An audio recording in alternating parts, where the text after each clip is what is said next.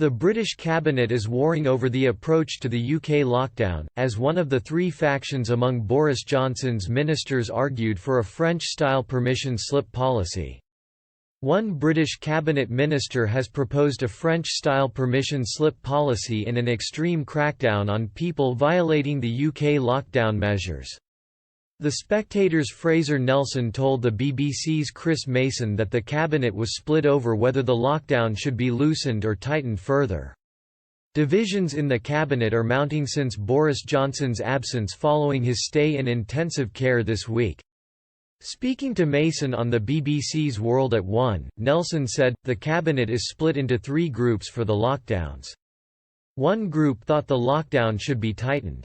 One cabinet minister even proposed following France in asking people to carry documents with them when they go outside. In France, people need to fill out. Police patrolling the streets can fine people between £120 and £175 if they are caught outside without the necessary documents." Fraser Nelson wrote in The Telegraph, "Some think the lockdown is, if anything, too lax." One minister has even proposed adopting a French-style system, demanding that no one steps outside without papers authorizing them to do so. Then we have those who think the cure is already worse than the disease and want to phase out lockdown at the earliest opportunity. Then a third group, who think it doesn't matter what government thinks. Public opinion, they argue, led us into the lockdown, so only public opinion can lead us out.